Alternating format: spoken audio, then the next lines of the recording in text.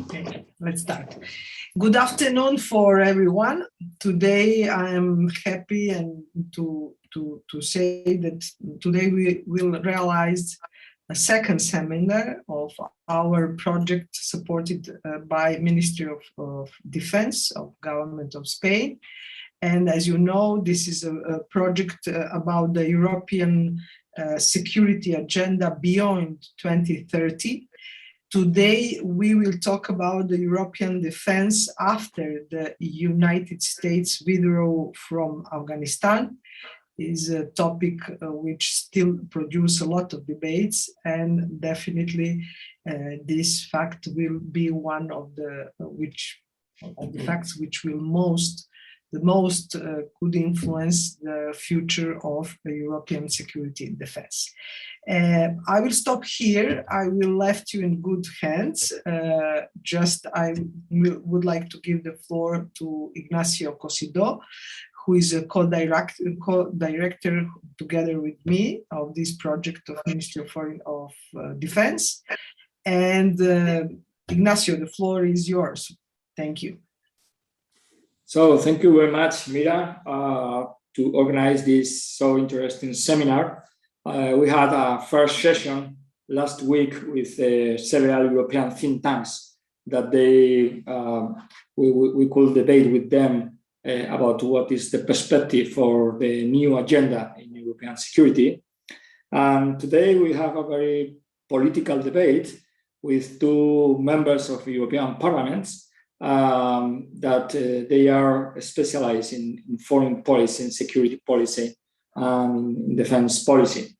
I think the moment is so interesting right now to debate about the future of European security, not only because Afghanistan and the withdrawal from United States and the other European partners from this country, but also because it's very sensitive to debate now about strategic autonomy, mainly because French President Mr. Macron is pushing a lot in this concept with different views in different European countries.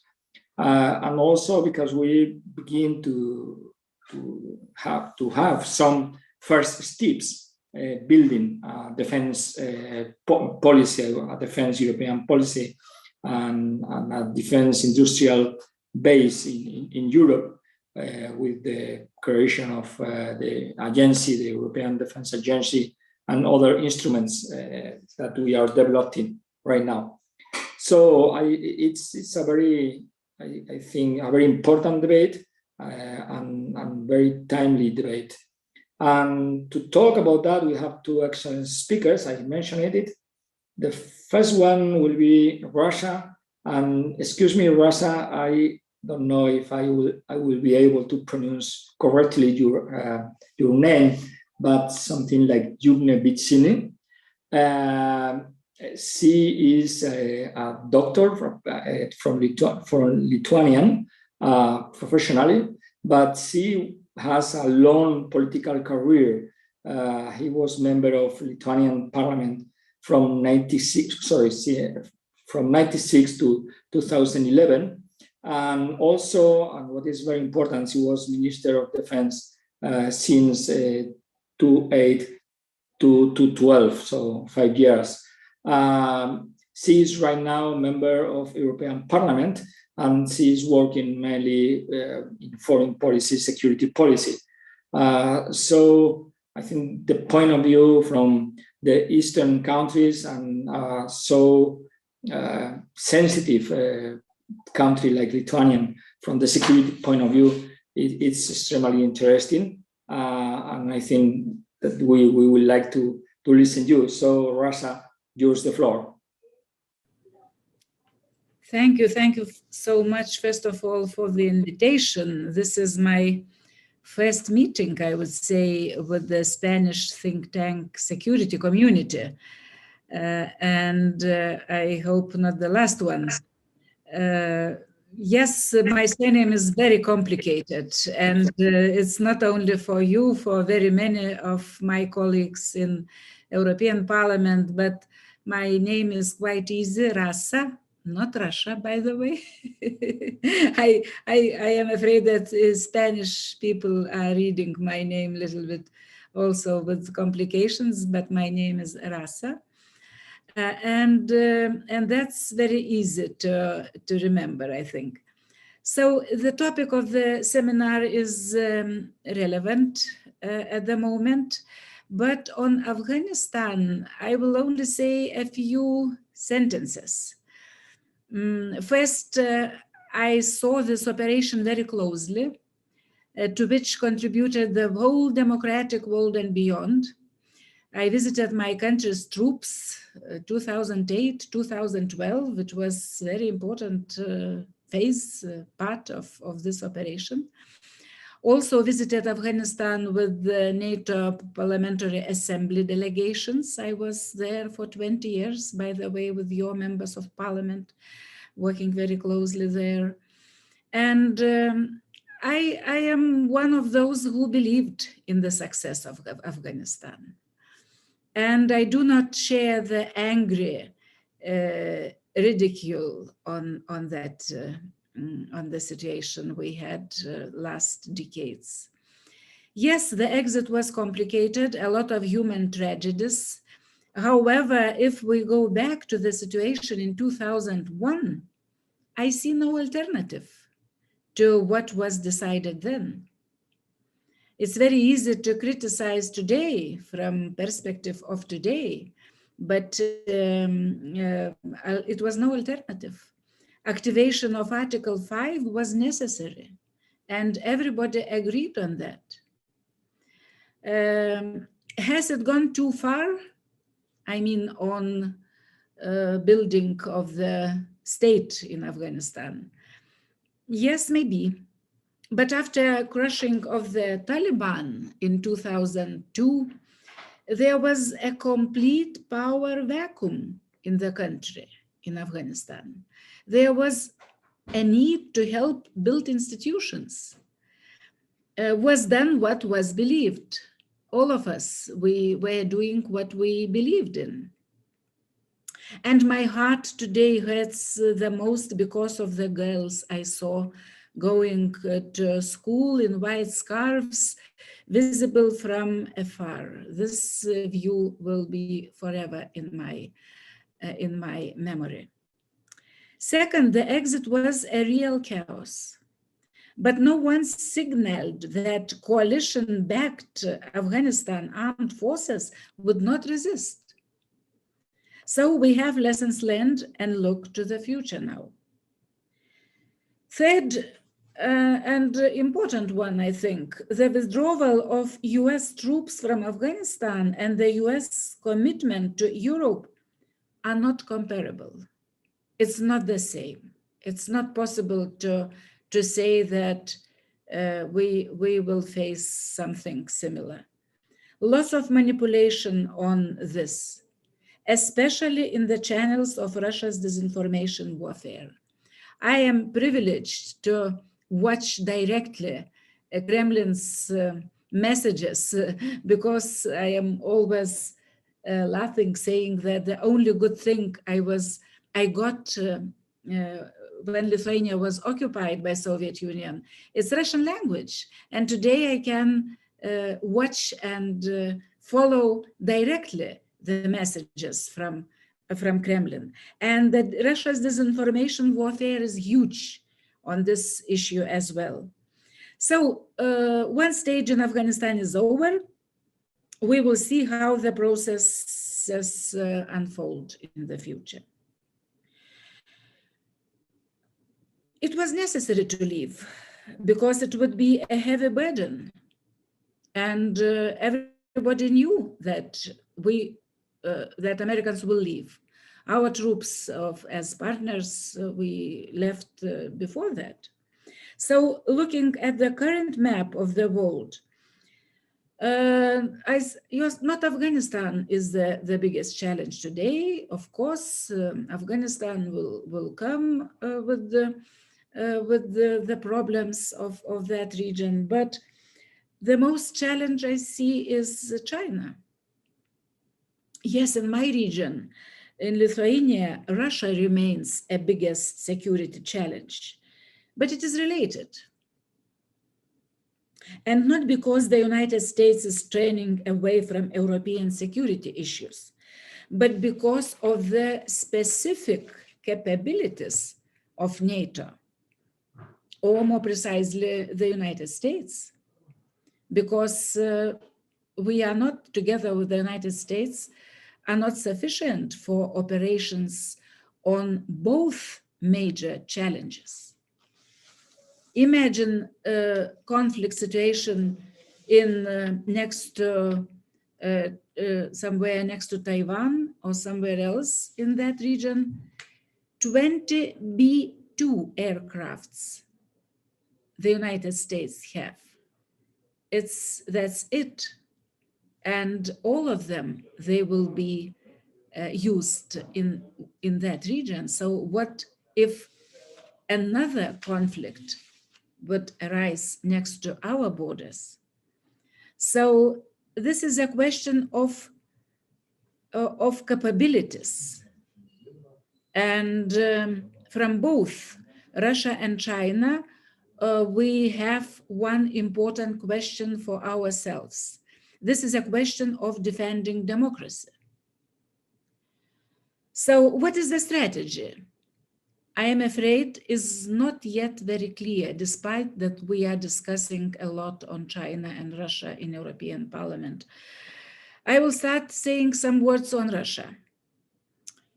Before finding a consensus on a common strategy on Russia, we need to answer the question of whether we believe Russia may be different. Can it transform into a European democracy? And the answer is our relationship with the regime. If we believe it can, then the strategy is clear. Dialogue with the Russian community and support for the Eastern neighborhood. But not with the regime, dialogue not with the regime. Putin will certainly not change. And by the way, he wants us to believe Russia will never be different. So according to that belief, of course, some leaders offer dialogue with Kremlin, with Putin. But this is very different strategy if we answer such question. So on Eastern neighborhood, it's related very much on strategy on Russia, with strategy on Russia. Ukraine is an essential country for the completion of Europe and, of course, from other side, for Russia to build new empire in the territory of European continent.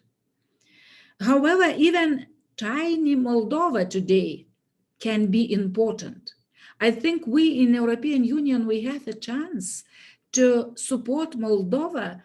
Could be an encouragement for other countries, be it Western Balkans or Eastern Partnership countries, that the process is not over. It will cost not much, by the way, for European Union, but to help Moldova to become as close as possible to European Union. I think it's a very important chance for us. On China, it is particularly important to find common ground with the United States today. No other way. And here the question of EU-US relations with China arises. There is a direct connection between European and Asian security. And Taiwan could contribute to maintaining a rules-based order in the region. We need to protect Taiwan's democracy.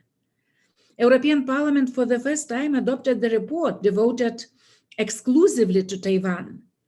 And the government of my country, I think you maybe know, has taken a brave step to set up Taiwanese representative office in Lithuania. China responded with sanctions. The EU and member states should take a proactive role in establishing partnerships with the democratic government of Taiwan. We expect very soon a big, huge Taiwanese business delegation to Lithuania. And I think it's very important for the future. And we are working closely with the United States on that as well. So a few words on strategic autonomy. What does it mean? For us, it's first of all the question mark, what does it mean? Are we able to understand in the same way the meaning of strategic autonomy?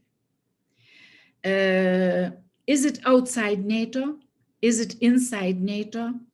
Or is it strategic autonomy for the whole threats we have around? Is it just a declaratory policy? I would be very frank and open. In my country, it's not very many supporters of such idea. Myself, I am trying to understand. I am trying to understand, and I understand that, of course, European Union must do much more on security, in terms of security. So, but on the other hand, declarations, policy of declarations cannot replace military and other operational capabilities. European capabilities are currently insufficient to undertake autonomous missions. But their capabilities are also insufficient to fulfill the contribution to NATO that all allies are already committed to. We know that more than 70% of all capabilities or military spendings now are on the shoulders of the United States, but not that a very small part comes from EU or European countries. Without Great Britain, even less when we speak about EU member states. So my argument is that the EU dimension in security through cooperation with NATO rather than in competition with it. Integration is better than no integration. More integration at the EU level would be beneficial, but no duplication. We need more ambitious EU security policies, of course, no doubts, and better capabilities. A possible step forward to focus EU efforts on areas where the EU already has a critical role, such as countering disinformation, resilience, and crisis management, cybersecurity, military mobility, which is utmost important for both EU and NATO. So the combination of policy ambitions and capabilities would be indeed a game changer. Just few hours before our meeting, I found the newest article in Politico with the interview with German Defense Minister Annegret Kramp-Karrenbauer. You know, I cannot say more than she already said on this in this interview. I will just at the end of my intervention quote a few quotations or few sentences. So Annegret Kramp-Karrenbauer, it is her opinion. We have to say quite openly, without the capabilities of the Americans, we as Europeans would not have been able to do that. How to become capable to act within NATO? This is the question she is asking us. And her answer is not how they could be capable of acting outside the alliance. That is the big difference. So I will leave with this quotation and looking forward for the next presentations and maybe interesting discussion. Thank you.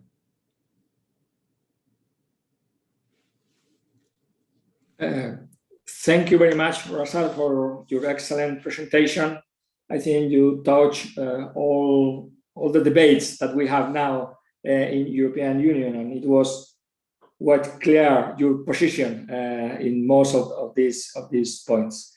Maybe now our second speaker, Antonio López Istúriz, will comment some of them. In this question in security policy, it's important not only the political position, but it's important also the geographical positions. And Spain is a south member of NATO, a south member of the European Union, and we have some perception also about the threats that came from south. But anyway, many of the points that Rasa mentioned it, maybe Antonio, you could comment also. Antonio López Istúriz is, I will not say an old member of European Parliament because he's quite young, as you can see, but he has a lot of experience in European Parliament. Right now, he's General Secretary of European Popular Party. That's a privileged position to observe the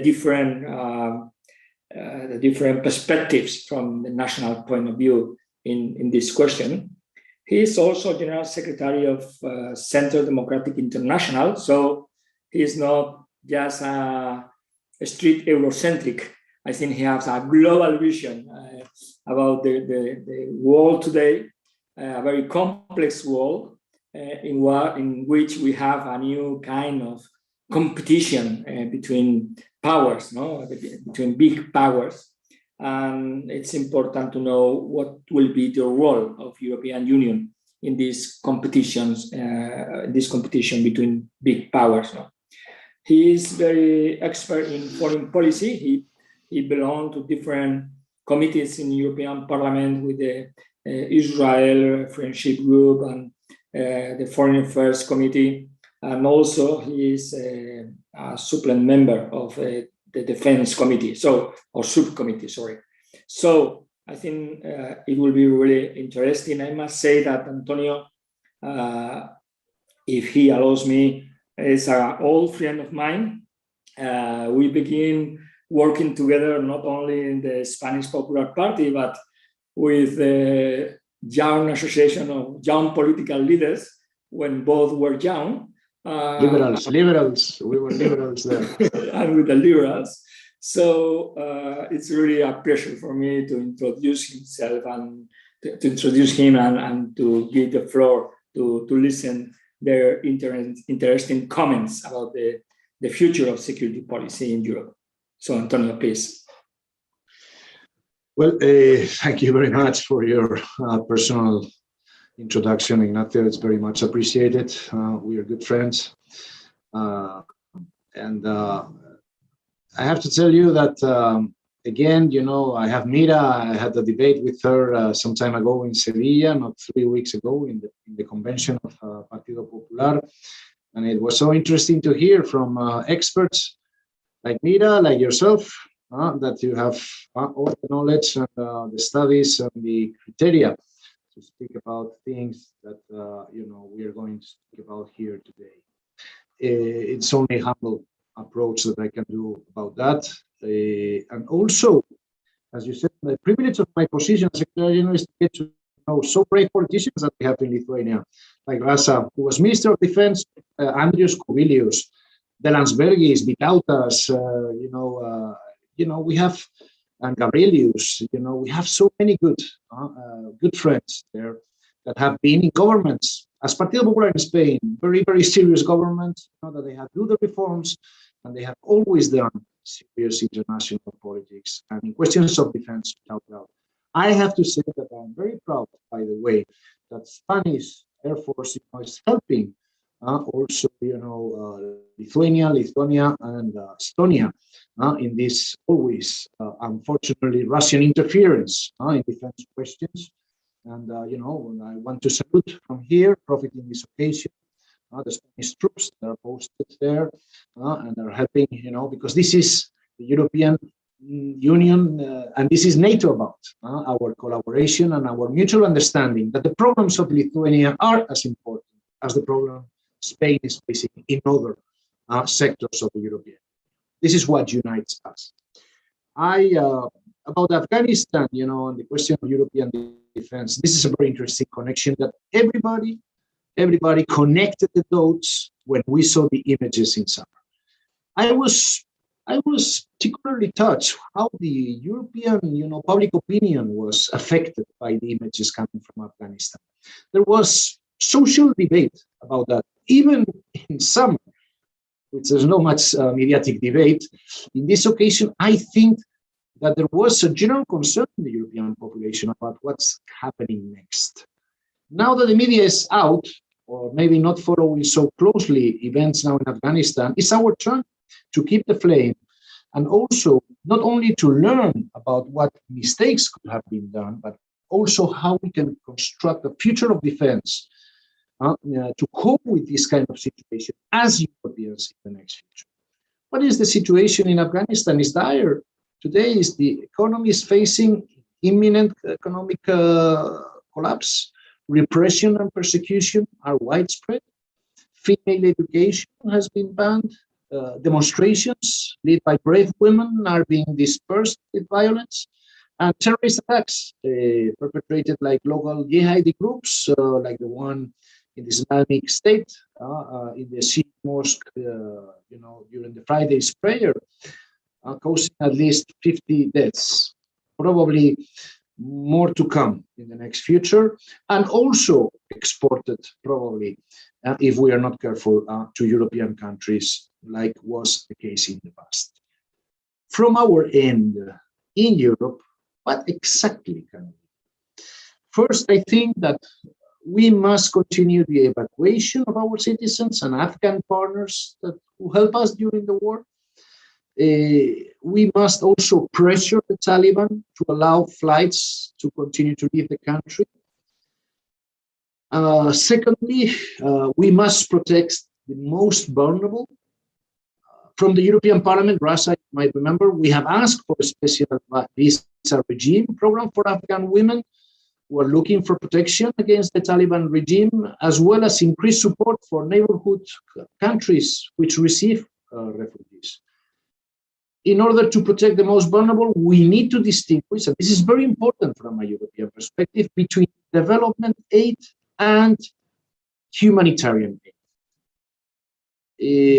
I think that the development aid has to be tied to very strict conditions, and the humanitarian aid has to be maintained, but also increased. And very important at this point, we need to ensure the foreign aid does not, and the European specifically, does not fall into the Taliban's hands. All the European Commission proposed an aid package for Afghans worth 1 billion euros in order to attend urgent necessities within the country and in the neighboring states. Thirdly, we must hold the Taliban accountable. The political assembly of our party, the European People's Party, called in September for the creation of the EU Commission of Inquiry to investigate the crimes committed by the Taliban and its associates. These crimes should not be forgotten or excused. Finally, and this is important for our talk today, we must increase the security and defense capabilities of member states and the European Union as a whole, in collaboration with NATO, in order to be able to face threats of these magnitudes by ourselves. When the United States unilaterally decided to withdraw from Afghanistan, we had no choice, the Europeans, but to follow, because of our inability to effectively defend by ourselves our position in the region. And when Afghanistan fell to the Taliban, the only thing the EU could do was sit by. The United States still continue to be a key ally. We are, all of us in PPP, we are great transatlanticists. And but I think that neither Democrats today or Republicans believe that the United States should still be the police of the world for many different reasons. This new reality, combined with the rise of China and the reduction of dependence of Middle Eastern oil, means that the EU is increasingly focusing on the Pacific and less on other conflicts around the world that do not threaten its vital interest. Lesson for Europe should be clear. Regardless of who holds the presidency, the United States is unlikely to offer the same support we once suspected, especially in parts of the world where its vital interests are not at stake. The time has come to realize the potential of the European Union's strategic offer and the capacity to act when the United States is not interested in doing so. Yet we cannot forget that the United States remains our essential ally. Europe cannot and should not tackle threats like Russia or China alone. NATO remains also indispensable. Although it is true that the European Union and NATO are not the same, their competences and expertise can be complementary in addressing those challenges. We have to also, I believe that what we have in Europe, this is maybe the tricky point that will hold the debate and the answers and questions and answers, is that we lack now leadership, political will, or a strategical vision. One important factor in this is the unanimity system in our, foreign policy in the European Union. We are chained ourselves to this, and this does not allow the European Union to be a fast and reliable actor on the global stage. Let me conclude with two recommendations that I have here. It's first, we need to continue developing our European and Spanish also defense capabilities. The existing fragmentation is meaningless and makes us vulnerable. The defense industry is an important one, and we must invest in it. Investment in research and development has a very high return. It will always be a sector where more jobs and skillful workforce can be created. In this regard, Spanish industry must assume a key role in this modernization of the European security and defense policy. We have the companies, we have the experience, we have a strategic position in Europe.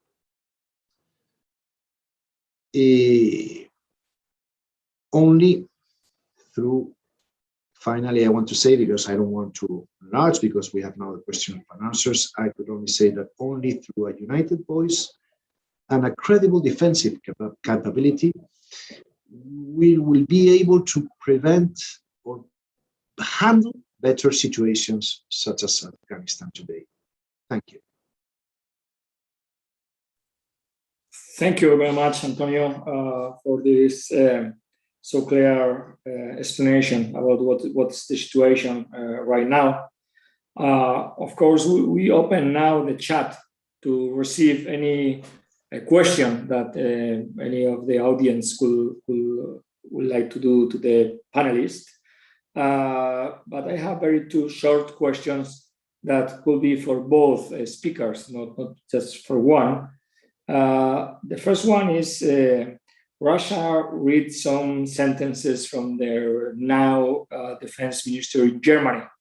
And maybe it's a little early to say, but do you perceive some change in the future government of Germany, or do you think that the position that the now defense ministry will be the same in the next years with the new government that we will have in Germany? I know it's difficult because we don't know which government we will have, but we can suppose maybe some change in the government and maybe some change in the security policy in Germany. I don't know. And the second one is very specific, but will you support Russia and Antonio and enlargement of NATO to other East countries? I think Russia mentioned it, the special relation with Moldova, and that will be very important to support them. But I'm not sure if the best way is to try to, that these countries could be in the future will be members of NATO, or that it's a bad idea? I would like to know what is your position. Thank you. Thank you for so important, interesting questions on Germany. And of course, first of all, I also would like to thank Spanish troops, military, for the participation in enhanced forward presence in our countries. It's utmost important, solidarity, and what your military are doing here. And Germany, of course, is, I would say, utmost important country, no doubts, and leadership in Germany is utmost important. You know, I would be very open saying that maybe without personal leadership of Angela Merkel, I don't think that Germany would become a framework nation in Lithuania. We have in enhanced forward presence 4 countries, Poland, Lithuania, Latvia, and Estonia. And out of 4, only 1 framework nation is from EU countries. Other countries are the United States, Great Britain, Canada. No other country took responsibility for framework nation responsibility. So this was very, very important decision, and I am sure that new government will follow the same decision, and we will have the same understanding on the security situation in our region. But I don't know on for example, NATO spendings, defense spendings, on what is also very important, because until now Germany is not fulfilling the commitments on 2%, and this is first of all the very important. It was important in Wales summit made a decision to fulfill these commitments, and on further developments, we see the program of Greens coalition partners on, for example, Nord Stream 2. It's very close to our understanding, as we see in Lithuania. But of course, also we see there some hesitations on NATO issues and relations with the United States. We know on Social Democrats, I don't know what will happen. Are they very different? So I am not so much familiar. I know better Christian Democrats. In our group, we have very good friends here, but we will see. So stability, predictability of politics in Germany is utmost important for the EU and NATO, for both, of course. So now on NATO enlargement, and EU maybe enlargement shortly, NATO enlargement, of course we are in favor in my country. I know that the only way to, from our own experience, without NATO membership today, we would be in the same situation as it happened with Ukraine, Georgia, or other countries.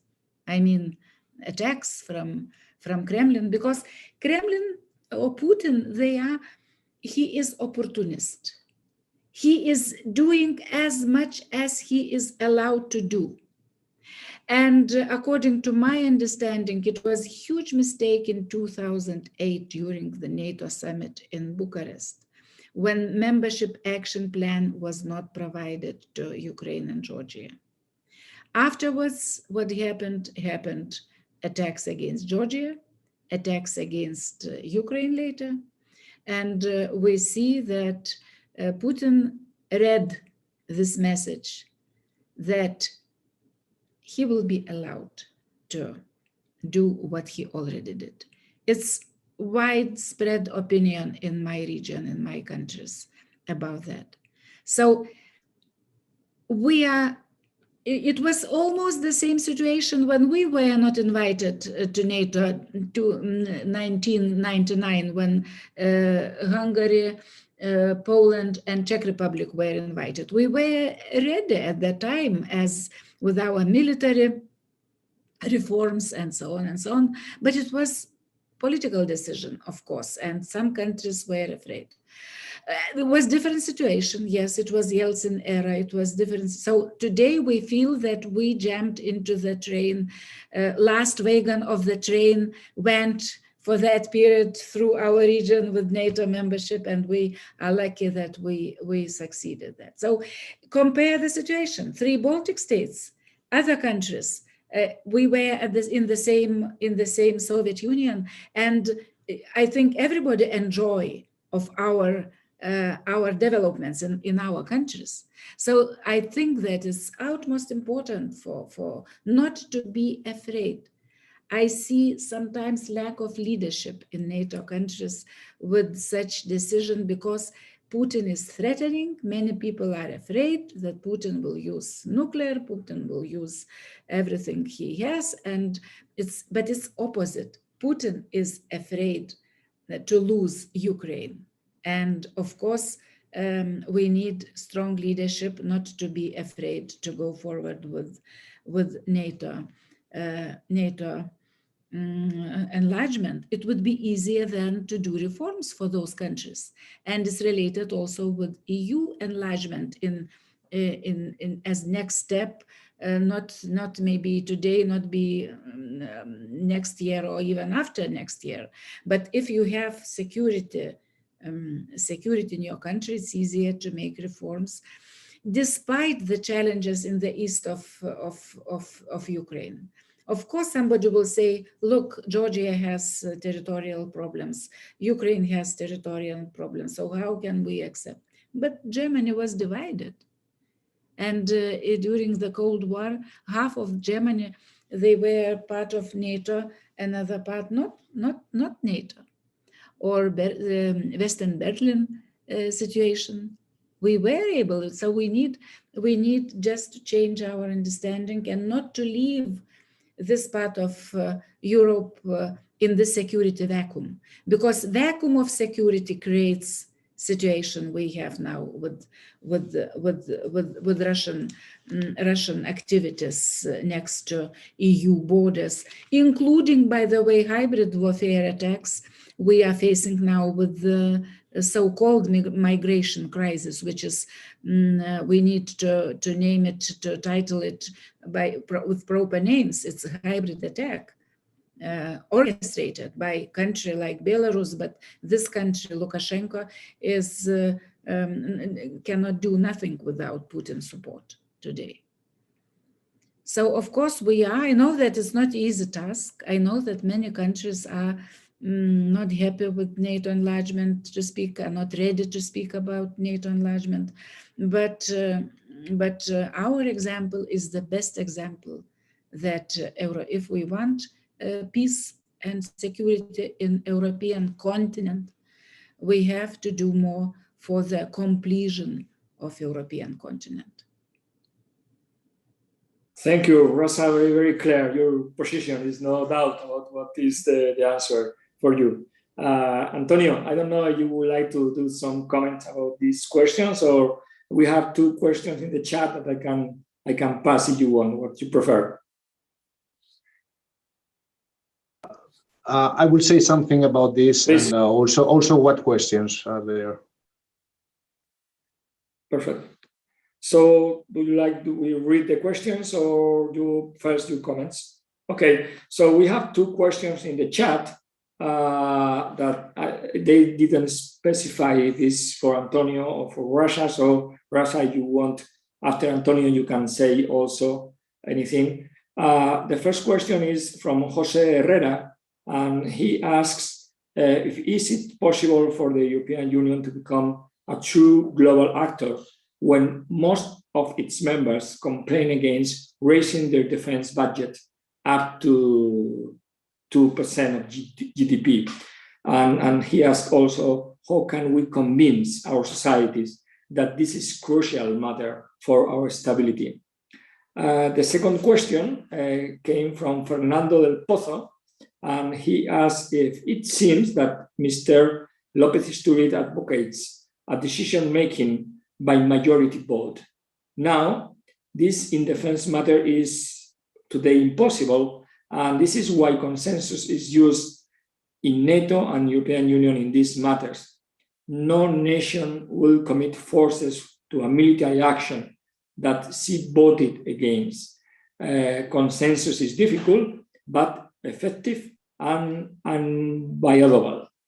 So, Antonio, the floor is yours for this question or the first comments. Thank you. No, about the first questions that you made to my good friend Rasa, I see a connection. You know, the Russian question, Germany. You know, I mean, let me not try not to be the diplomat that I am not.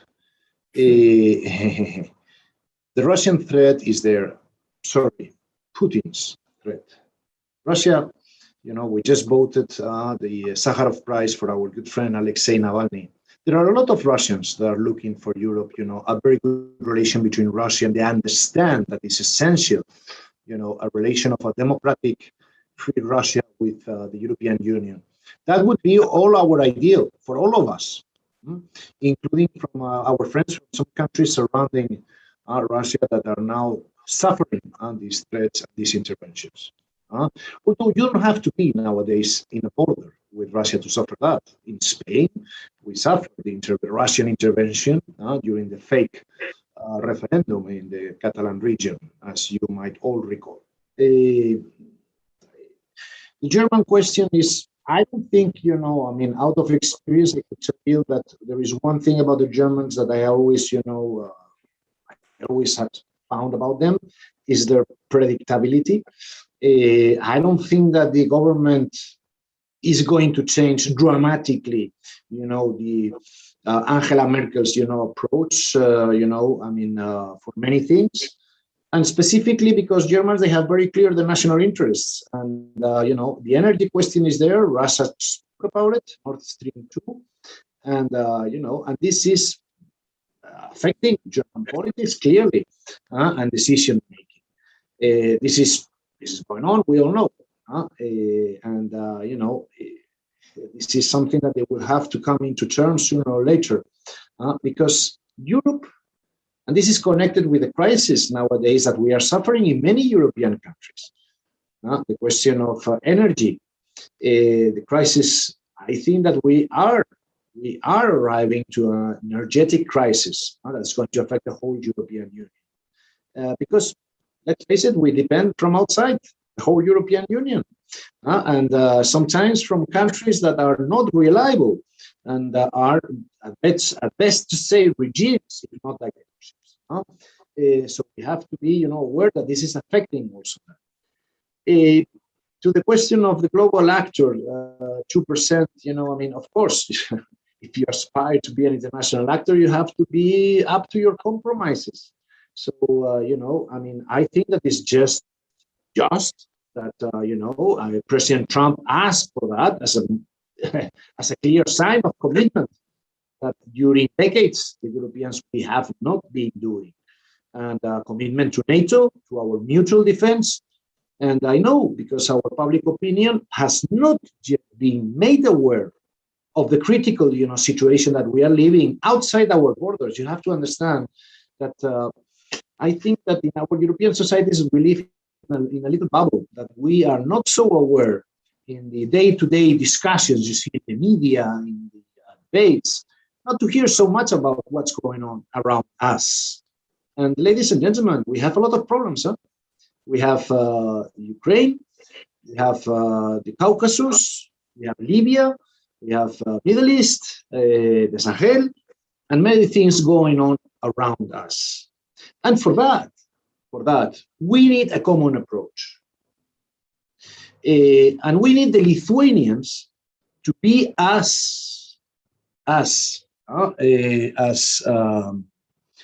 have clear in their political debate and societal debate that it's important for the Lithuanians what's going on in the Sahel. Although no, it's border, but it is a European border. And whatever happens there will affect sooner or later the Lithuanians. Same way goes to the Spanish. The Spanish, we have to be aware that there are threats happening now in the borders of Lithuania. Or, for example, what's going on with the regime of Lukashenko, and trying to get all the illegal immigrants, through the Lithuanian borders. This is a problem also for Spain, for Malta, for Greece, and this is the conscience that still we don't have today. Connected with that question of majority vote. If you belong to a club, you can democratically vote. Claro, if you don't want to be part of something, of course you can excuse yourself. But next time, don't think that your friends will be coming to support you in your struggle.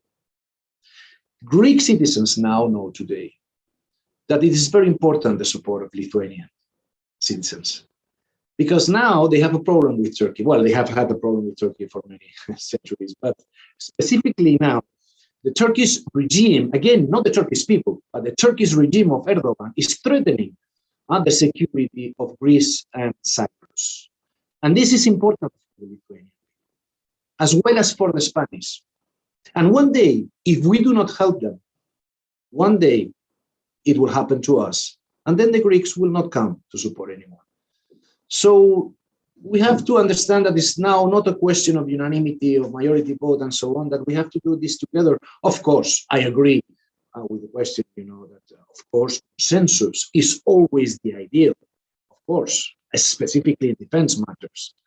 But sooner or later, maybe we'll have a two-speed Europe, because those who are committed, those who want to pay, those who want to be serious in European defense, in our future of security, will have to pay, and will have to be responsible and part of the solution and not of the problem, as we are today in many European countries. Sorry, I was connecting all the points. I don't think I did a good job on that. Yes, of course, Antonio, very, very good one. So thank you very much for this comprehensive answer to all the questions. Rasa, I don't know if you would like to say something about defense budget, 2% GNP, or the question of unanimity, the consensus in decision making. Yes, thank you. I already mentioned during my presentation that without capabilities, it's not possible to speak about any strategic autonomy or geopolitical, power, any power. But today we have to be very frank and open. European Union has no capabilities to even to start to speak about strategic autonomy, especially if somebody thinks that it can be without Americans. In the future, maybe we will see, but first of all, defense spendings for defense. And shortly, I can tell you the story about my nation.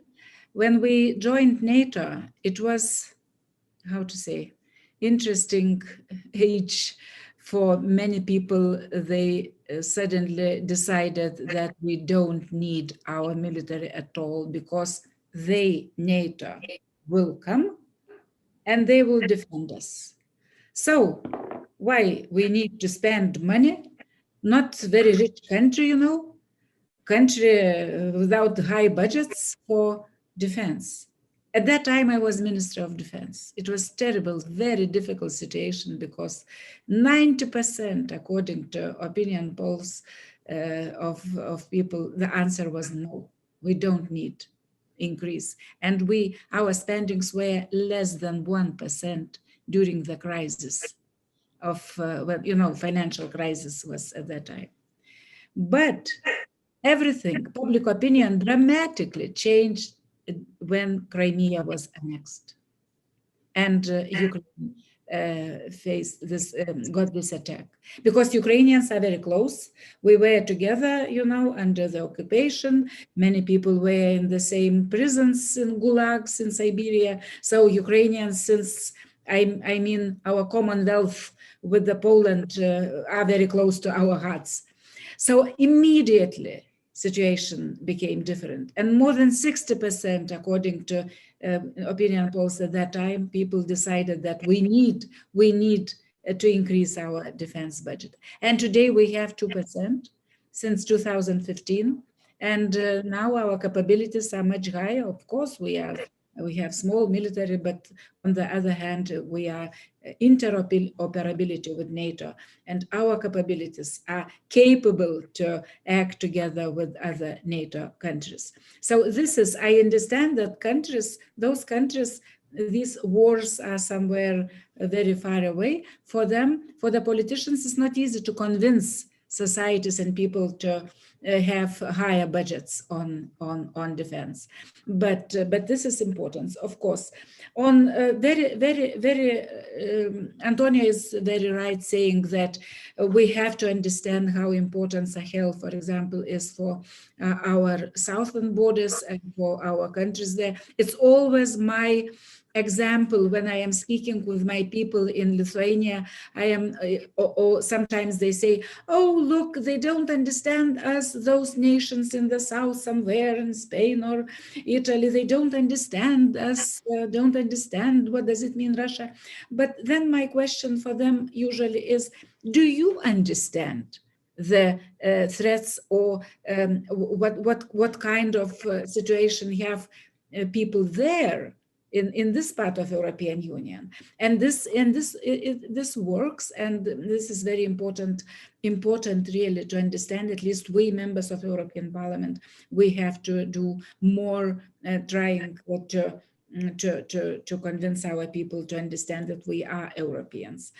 On the the decision-making consensus, it's a discussion now in Lithuania. Mainly, maybe majority of politicians, they think that we don't need this consensus voting, but myself, more I am involved into European affairs here as a member of European Parliament, I understand that in some issues, some challenges, especially in foreign affairs, for example, on sanctions, we have to have another kind of decision-making process.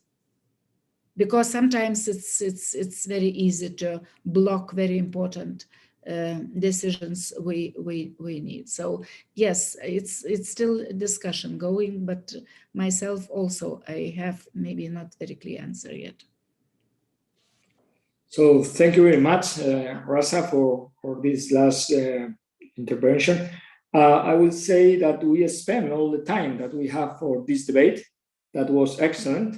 And for me, it was important because we could see in this debate that the role of European Parliament in the defense and security policy is growing. And you demonstrate that you are very active in this debate with good ideas. And I think you mentioned it, we have some lack of political leadership in this question. And I think that the role of European Parliament, of parliamentarians, it's very important to build this political leadership. So thank you so much. And I will ask to Mira Milosevic, who is the organizer of this seminar, hoster, that could say something to conclude it and to finish the debate. So Mira, please. Oh, I really agree, and I enjoyed a lot. And this diagonal from Baltic states to Spain is, metaphorically speaking, really the embodiment of that we should be united, that we need and should have a common vision of threats for Europe, from Russia to the Sahel, including Turkey, and all these kind of issues, not only speaking about the conventional threats, but also, for example, threats of immigration, of populism, of authoritarianism, and so on. So thank you really very, very much for all your thoughts and for your contribution for this dynamic debate, because these topics not always are so close to the broader public. For our public, I only would say that next seminar will be 3rd November. This is the last one of these sets of seminars, and Admiral Fernando del Pozo will be moderator with two former chief of staffs of France and Spain, and we will talk about the needness of maybe reforms, of military reforms, which will be necessary to achieve strategic autonomy and European defense. So I will stop here. Thank you very, very much. And I hope that we will continue this conversation. And good night. Good afternoon for everybody. Thank you, Rasa.